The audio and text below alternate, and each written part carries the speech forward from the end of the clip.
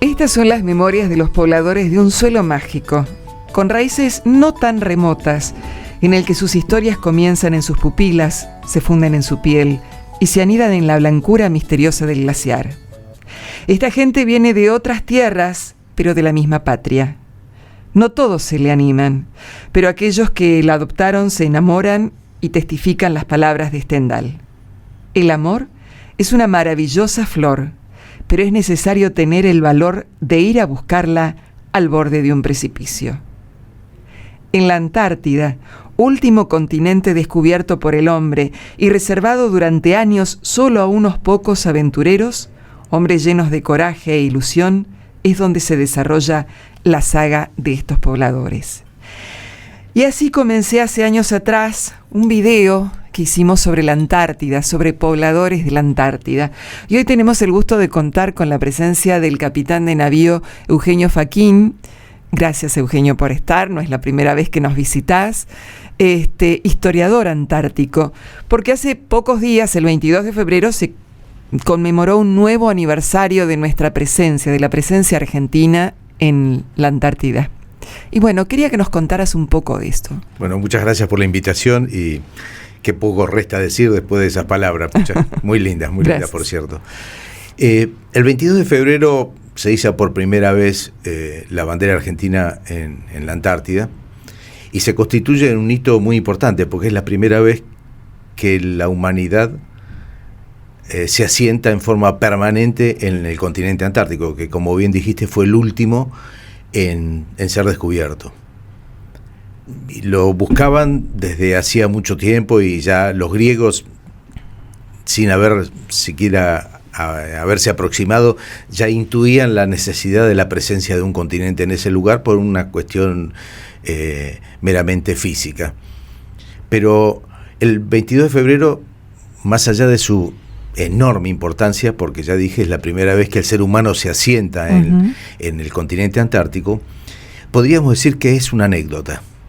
¿Y a qué viene esta expresión de que es una anécdota?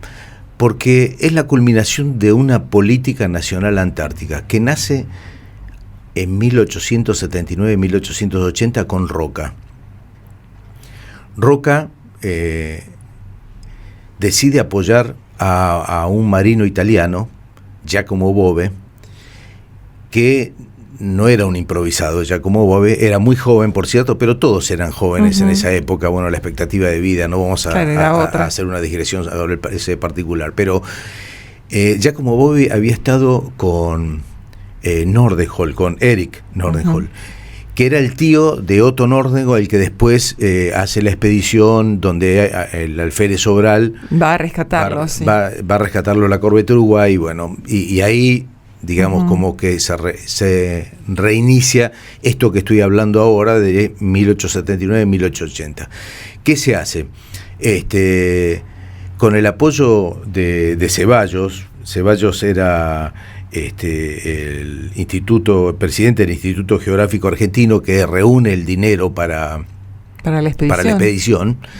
Giacomo Bove había manifestado en Italia su interés en hacer una gran expedición en el continente antártico. Entonces Roca organiza la gran expedición austral-argentina.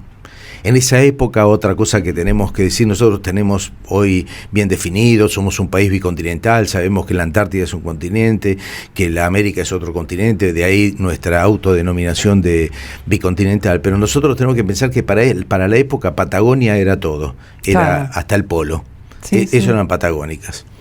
Y otra pequeña digresión que voy a hacer es que hemos hablado en otra oportunidad que todos se asignan el descubrimiento por ahí por 1820 de la Antártida, los rusos, los españoles, los británicos, los americanos con Nathaniel Palmer. La verdad es que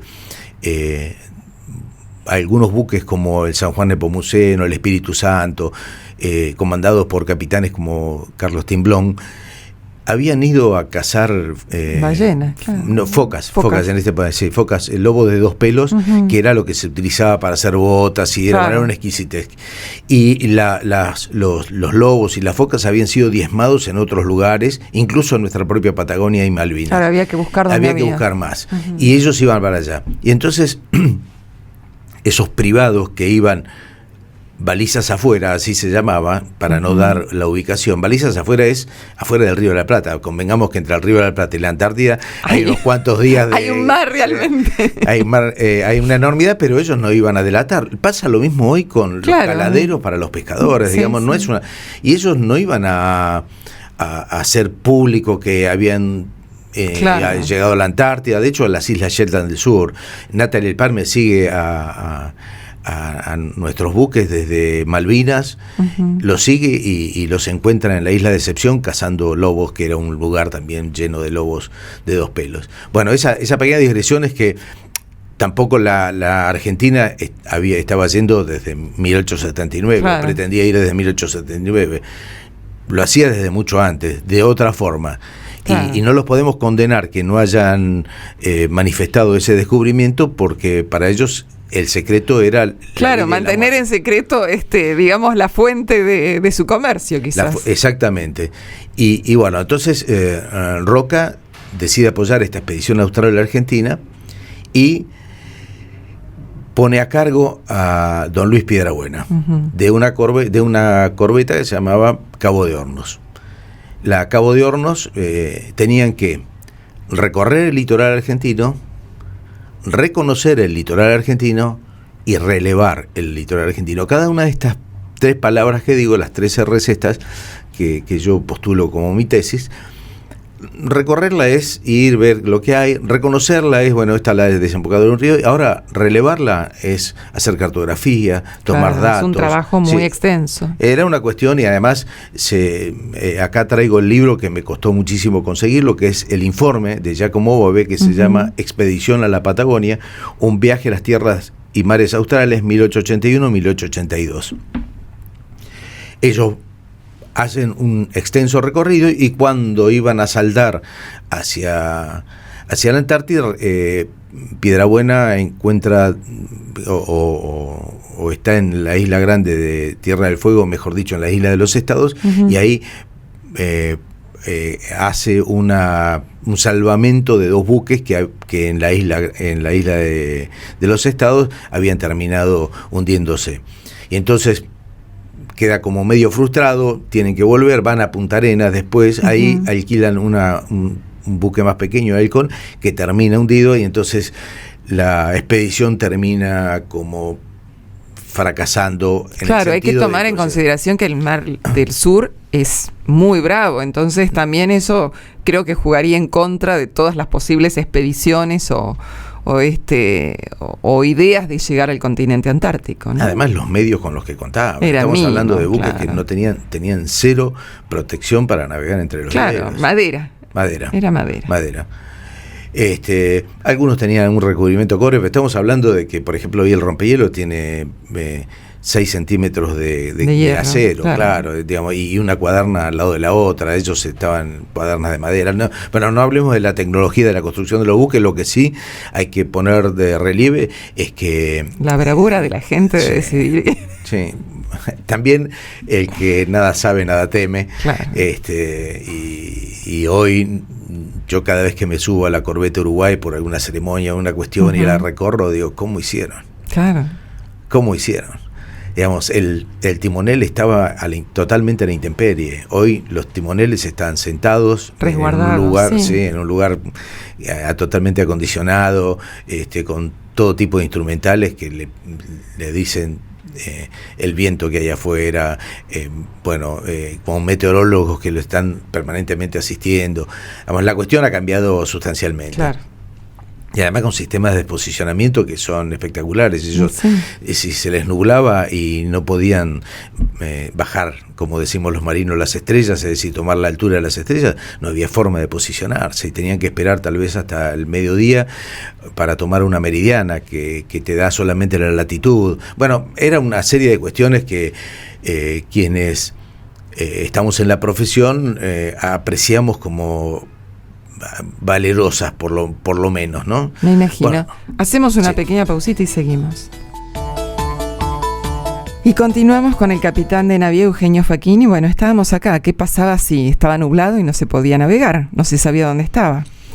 Sí, bueno, así era la cuestión. Y bueno, esta expedición de Giacomo Bove, que después generó unas controversias que hoy las vemos como graciosas, porque él en Italia, cuando regresa, hablaba de la expedición de Giacomo Bove, cuando en realidad era la expedición del gobierno argentino que lo había solventado, sino Giacomo Bove.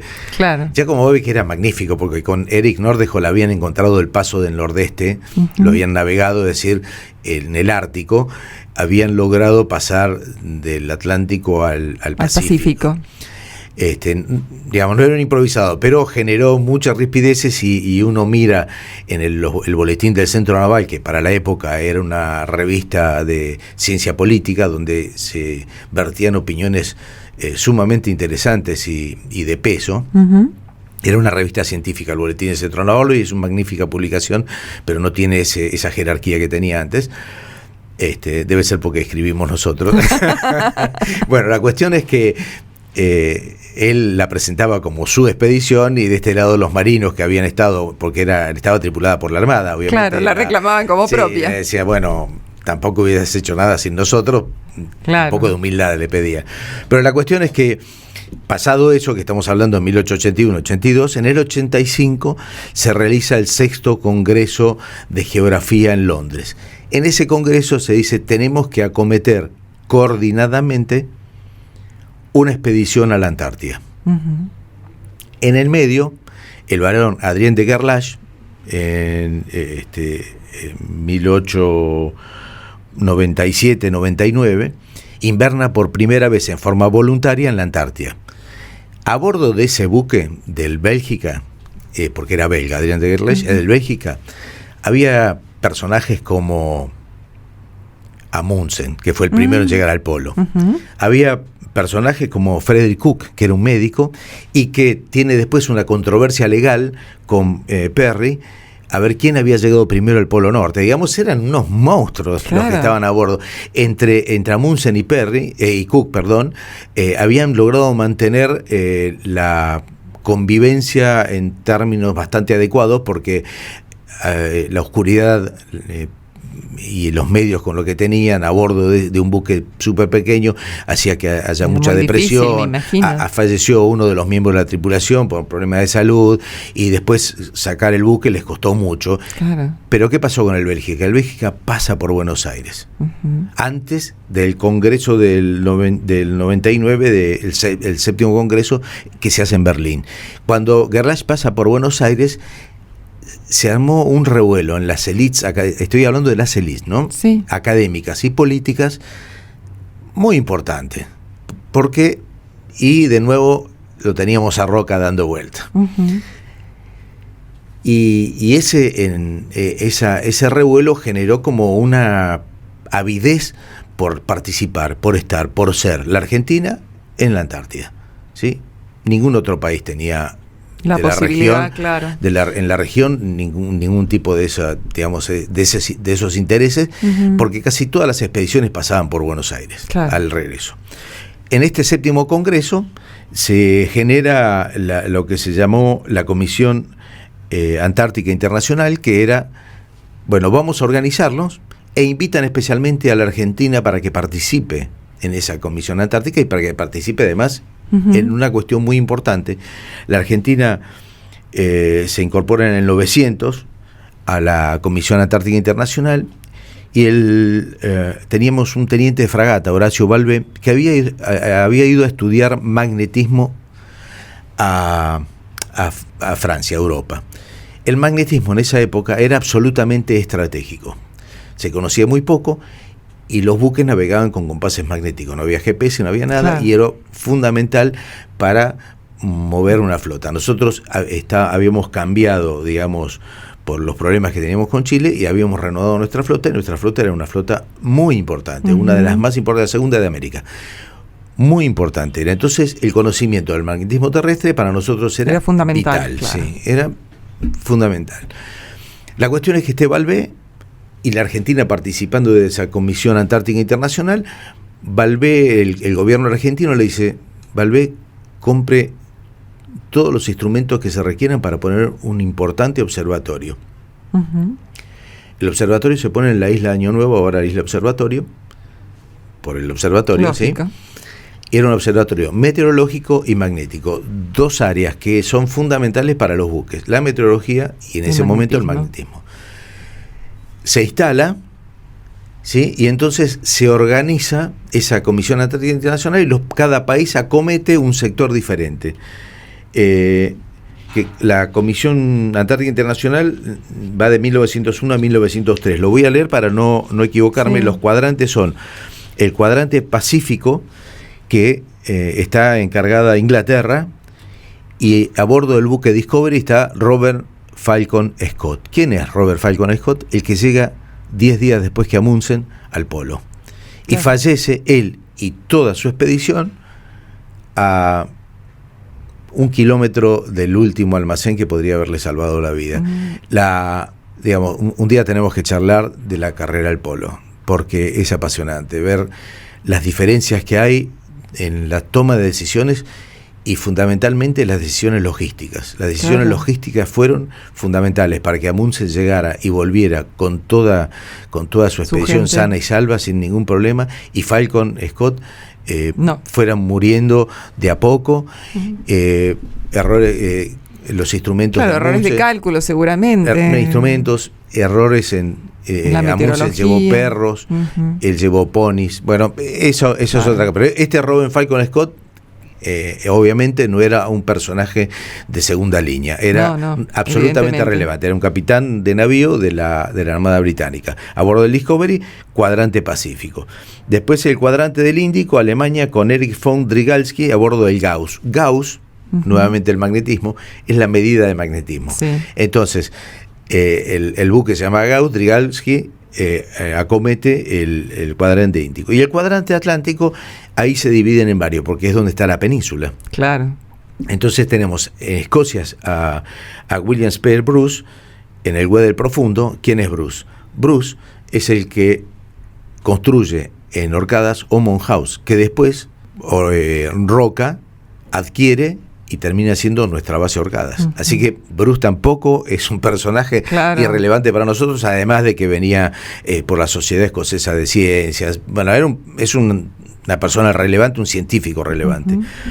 Y después Suecia con Otto Nordenskjöld, ¿sí? A bordo del Antarctic, que termina hundiéndose, ya conocemos más o menos la historia. Y Francia con Jean-Baptiste Charcot al oeste de la península, con el Francés buque que cuando llega a Buenos Aires, se había perdido también, cuando llega a Buenos Aires, lo adquiere la Argentina, ¿sí? Lo tripula la Armada, y en su segunda navegación termina hundido en el Río de la Plata, en un lugar terrible que es el Banco Ortiz.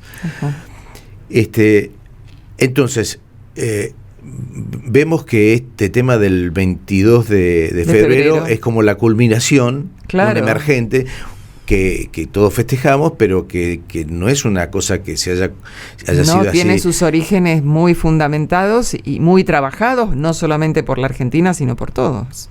Sí, definitivamente. Y bueno, el 21 de diciembre de 1901 zarpa de Buenos Aires Otto Nordenskjöld. A bordo tenía al alférez de Marina Sobral, invernan 2 años, esa historia que ya casi todos conocen.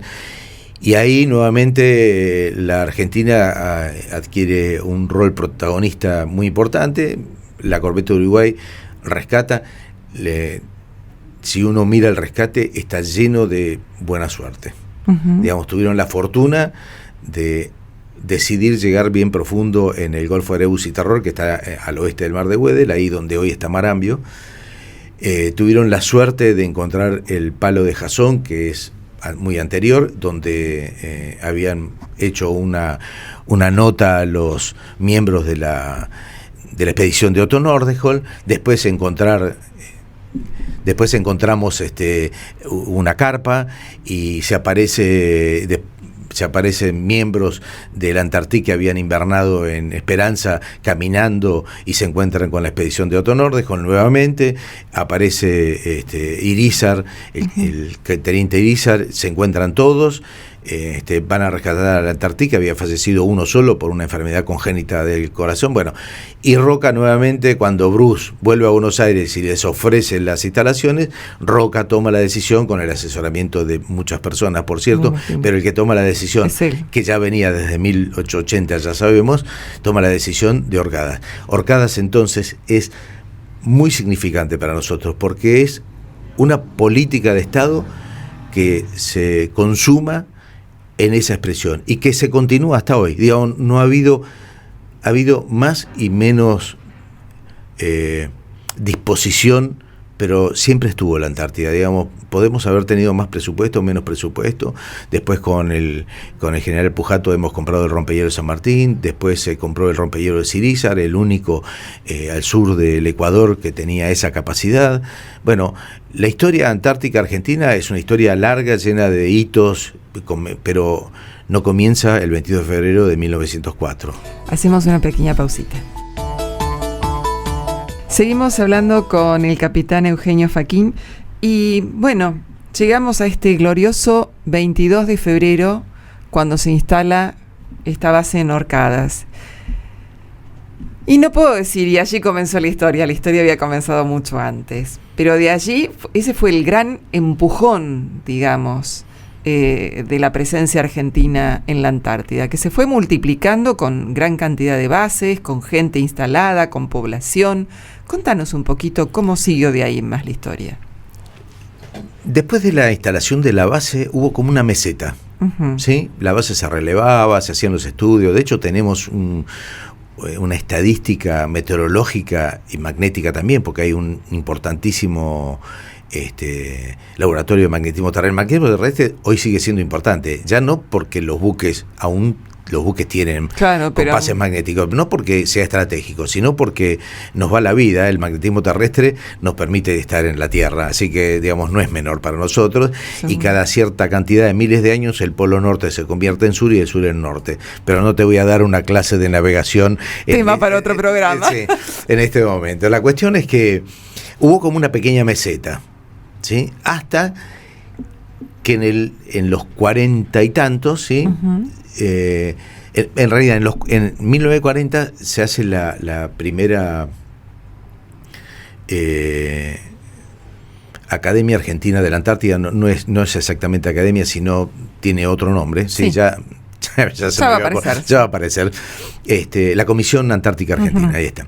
Esa comisión estaba compuesta por el Ministerio de Relaciones Exteriores, por la Armada y por el Ministerio de Agricultura. ¿Por qué? Porque era la dueña de la base Orcadas desde un principio. Fue el Ministerio de Agricultura, ¿sí? Hubo proyectos locos de llevar ovejas, de plantar en la isla Wandel o en otros lugares gramíneas para alimentar vacas. Hubo la idea de instalar un poblado, pero para que se autosustentara con comercio.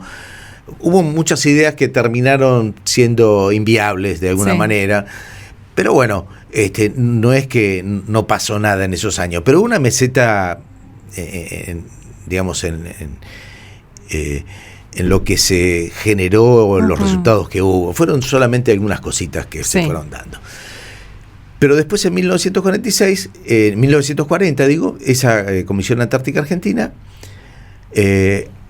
recibe por parte de la Armada un plan para hacer grandes expediciones, para ocupar. La idea era la ocupación para nuestros reclamos soberanos, ¿sí? Y siempre simultáneamente en todos los viajes a bordo de los buques de la Armada se hizo ciencia. La ciencia tampoco aparece con el Instituto Antártico Argentino, pero sí el Instituto Antártico Argentino, General Pujato, tiene la virtud de coordinar y de organizar la ciencia. Entonces, digamos, venía la Universidad de Córdoba, la de Mendoza, toma más relevancia el trabajo científico. Sí, y es más organizado. Es como lo que pasó con el Congreso de 1900 de Berlín. Dijimos, todos estamos estudiando lo mismo en el mismo lugar. ¿Por qué no nos organizamos en la Antártida y la enfrentamos o la buscamos en forma conjunta, coordinada y con inteligencia para evitar no perder esfuerzos y economía también. Economía de esfuerzos, ese es el término. Bueno, la Armada presenta ese plan porque, por ejemplo, nosotros en 1916, y vuelvo a insistir en la idea de que Patagonia era lo mismo que Antártida, y estamos hablando de 1916, en 1916 se publica la primera carta oficial. Ya había publicado una carta Sobral, pero no era una carta oficial. Una carta oficial que se llamó Fondeaderos de Patagonia. Y entre los fondeaderos de Patagonia estaban todos los fondeaderos de la Grande Tierra del Fuego, Isla de los Estados y también, claro.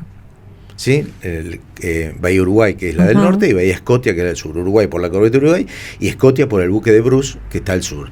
Esas dos bahías que son las que conforman el istmo Florentino Meguino, que es donde está la base Orcadas. Bueno, la cuestión es que ese plan se fue frustrando. Lo mismo pasó con expediciones que pretendió hacer la Armada en 1895, 97, siempre por cuestiones y era con la corbeta Uruguay, mira que casualmente, siempre por cuestiones presupuestarias no se podía. No sé si nos suena familiar a los argentinos. Por es una constante que tenemos en nuestras vidas. Hubiese sido un no hay plata, pero de la época. Claro. Bueno, la cuestión es que la Armada presenta ese, y también por cuestiones presupuestarias se va postergando, hasta que después se forma una segunda comisión donde el presidente Perón incorpora a 5 o 6 organismos que eran del Instituto Geográfico Nacional, Militar, y otros organismos del Ejército, y ahí comienzan a aparecer la Fuerza Aérea y el Ejército Argentino, para formando parte de la Antártida. Y entonces en 1946 se hace la gran expedición antártica argentina. La Armada puso 7 buques, una locura de buques, y entonces comienza Melchior, Decepción, Cabot, que después se convierte en Primavera, la primera instalación en el continente fue un refugio, un montón de refugios, que los refugios tenían que ver con la salvaguarda de la vida humana en el mar. Bueno, entonces en el 46 hay una nueva etapa.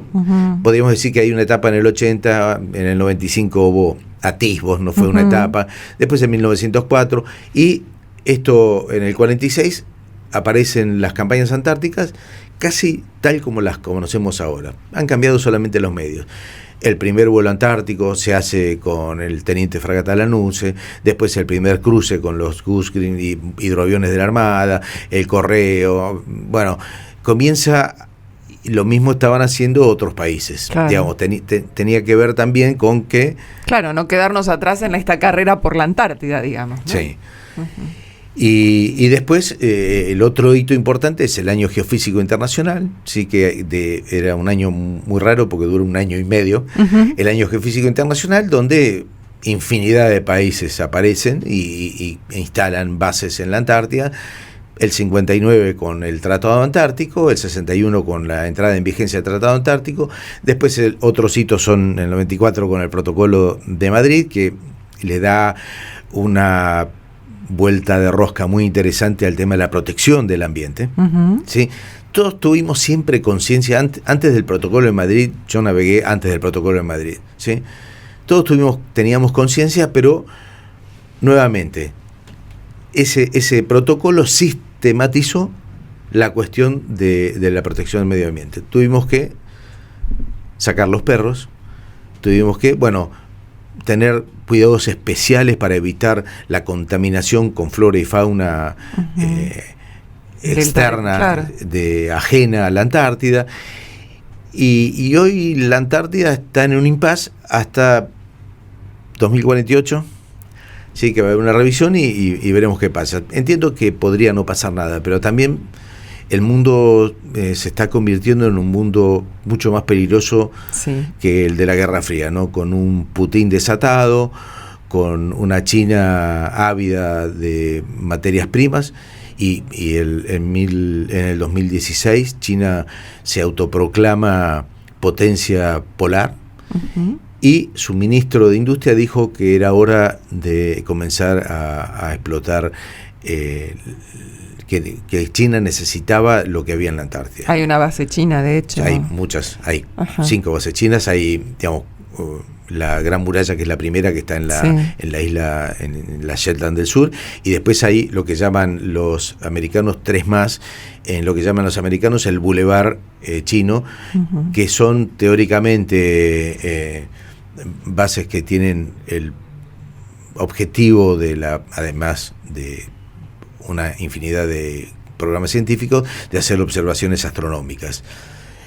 Hay un muy interesante estratega americano que publicó hace un par de años en la revista News de Estados Unidos, que ellos están convencidos que el instrumental que tienen es solamente para dirigir misiles transpolares hacia Estados Unidos, y ni que hablar de la instalación de la base en la Patagonia, que hace sospechar aún más de eso. Pero bueno, la Antártida se fue moviendo hasta estos días, que tenemos esta enorme cantidad de proyectos científicos desarrollados con patentes medicinales. Y hacemos una pausa y seguimos hablando del tema. Y estamos en la Antártida ya en nuestros días, en todos estos estudios que se están realizando, en los progresos que se van haciendo, y teniéndola como, no sé si decirlo, como en una cajita de cristal a la Antártida, salvaguardándola de todo, trabajando en ella con vista siempre a futuro, ¿no? Para salvarnos de algo, para cuidarnos. ¿Cuál es entonces esta visión que tenemos desde la Antártida hacia el futuro? En estos últimos años ha habido una enorme evolución de la Argentina, la mirada argentina hacia la Antártida. Tendríamos tal vez que hacer un poco de hincapié en lo que significa la base Petrel. Si uno mira la distribución de las bases en la Antártida, especialmente, digamos, en el sector atlántico, que es el que nos interesa, podemos observar que en las Islas Shetland hay una infinidad de bases de una infinidad de países. Y eso se debe básicamente a una facilidad logística, que es la base Frey de Chile, que tiene una base aérea donde aterrizan 630 chilenos, brasileños, ecuatorianos, peruanos. Vamos, eso ha servido para que a partir de ahí, en un corto recorrido de 6 horas de navegación, 8 puedan horas de llegar navegación, a otras. Entonces, las bases están todas en las islas, Nelson, Livingston, donde fueres, verías una base, te encontrarás con una base, y tiene que ver con eso. Nosotros hace un grupo de Antártico, hace al menos 40 años que estamos pidiendo que se renueve, se refresque y se mejore la base Petrel, pero como un hub logístico. No solo una pista, que no serviría de nada sola, sino con un muelle. Y la isla Dundee, donde está la base Petrel, tiene una característica. Tiene un problema que se acumulan hielos y qué sé yo, pero hay una característica primero. Meteorológicamente puede haber, como resguardada. Puede haber temporal en toda la Antártida, en ese menos lugar ahí. hay sol. A 20 metros de la costa y 50 metros de profundidad, lo que la convierte en un puerto magnífico. Natural. Digamos. Se puede hacer un muelle con... Cuando hablamos poco de dinero en muelles es mucho. Sí. Digamos, uno dice, wow, no sé, 200 millones de pesos. O 500 millones de pesos, o 1.000 millones de pesos, pero si en lo personal significa quizá el trabajo de 4 de nuestras vidas, para un país dotar de un hub logístico de esas características, donde uno pueda llevar por avión o llevar por buque, distribuir por avión, digamos, tiene una que es excelente para nosotros mismos. Después la adquisición fortuita, diría yo, no porque no haya sido pensada, sino porque tuvimos la suerte de poder hacerlo, de 3 avisos tipo Nefregat que tienen capacidad antártica. Son avisos son buques menores, son como un gran remolcador, nada más que eso. Pero tienen una enorme protección de hielo. Tienen buena maniobra, son feos para navegar en el sentido que se mueven mucho, pero bueno, casi todos los buques antárticos, las características de los cascos hacen que no sean muy cómodos de navegar. y requeriría ponerle unos pesos en mantenimiento que en estos últimos años no ha sucedido, ¿sí? Claro. Con los presupuestos exiguos de las fuerzas para las Fuerzas Armadas, yo te diría los últimos 20 años mínimos, ¿sí? Claro, es imposible. Sí. O 25 años. Pero los avisos están, tienen una enorme capacidad. Petrel se está trabajando magníficamente bien. Hay un grupo de ingenieros del ejército argentino que está haciendo una pista que es maravillosa, ¿sí? Con materiales del lugar. En el lugar hay materiales de sobra.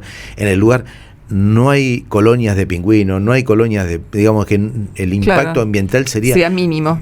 Sí. Nada, inexistente prácticamente. Por supuesto que se ha hecho el estudio de impacto ambiental. Seguro, con toda seriedad. Tuvimos y aparte, que presentar. digamos, siempre está puesta la mira en la Antártida en el impacto ambiental. No hay que, o sea, se busca no cambiar el status quo que tiene, digamos, ¿no? Además, digamos, cuando uno presenta el impacto ambiental, ahí no solo aparece la ciencia, sino que aparecen los intereses políticos. Claro. Porque los países que no quieren que nosotros crezcamos en eso, especialmente en Petrel, que es maravillosa la pista, ¿sí?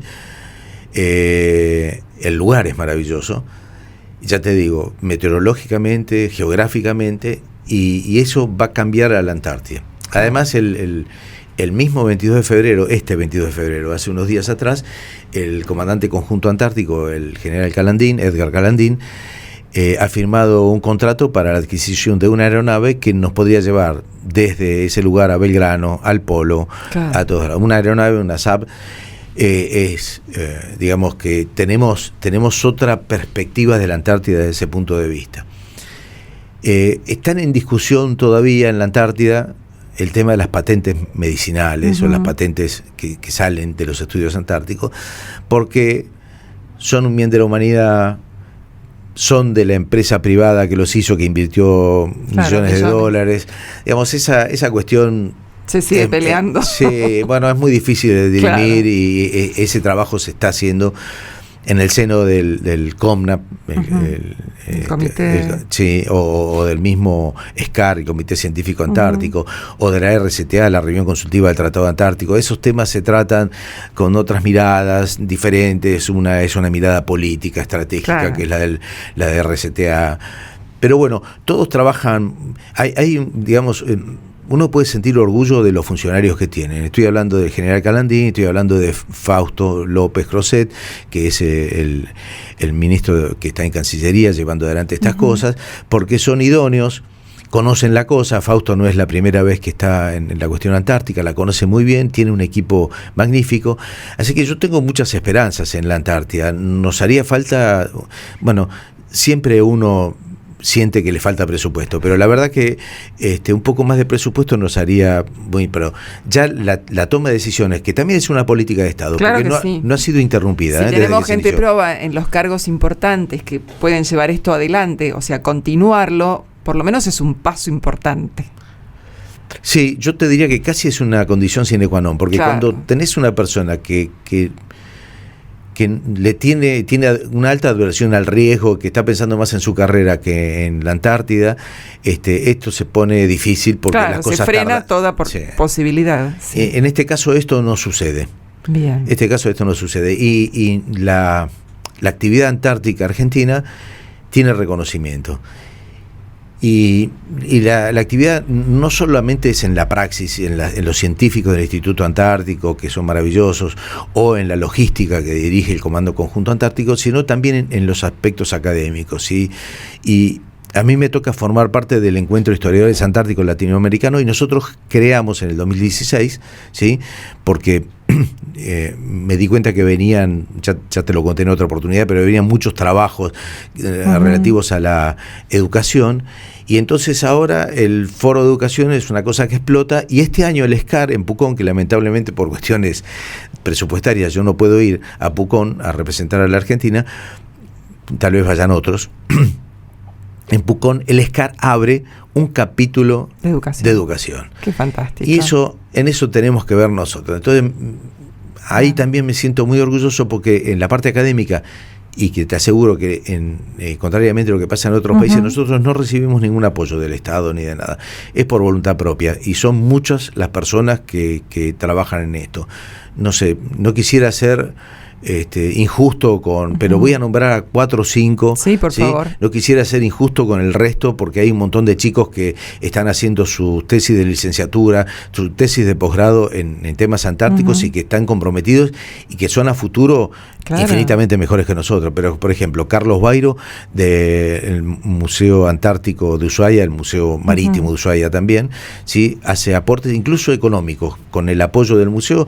El año pasado, en la reunión que organizamos en Ushuaia, la pagó toda él. Después está una profesora, Tamara Culetón, de Mar del Plata, que le pedí que se hiciera cargo del foro de educación, y es una brillante.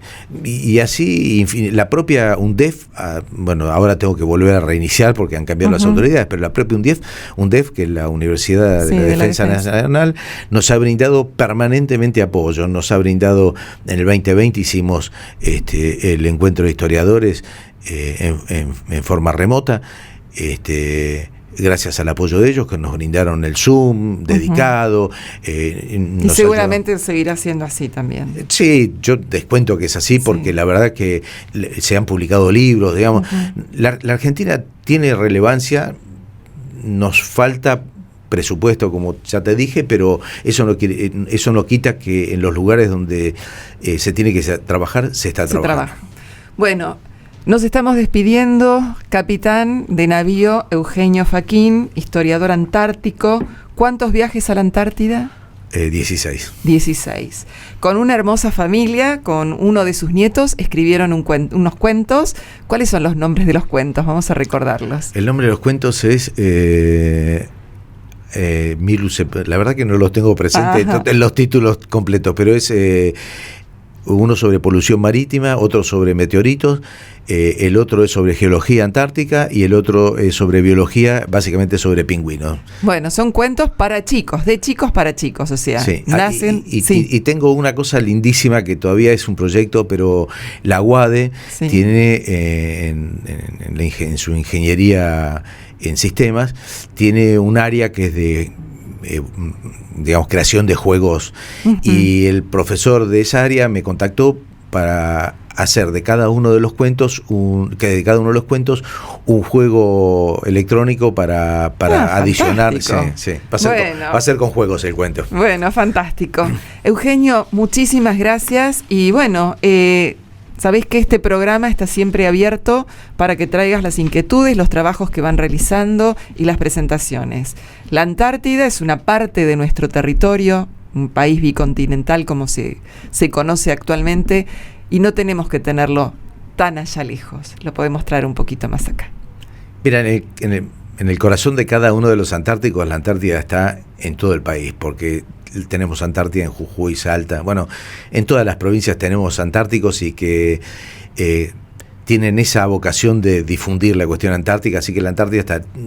Tal vez tendríamos que hacer más a través de la educación, y bueno, vos sabés que estos libros tienen que ver con eso, con la educación antártica. Pero este año va a ser un año importante, vas a ver, vamos a tener cosas para presentar que van a ser del agrado de tu audiencia. Bueno, ya nos vas a contar. Gracias.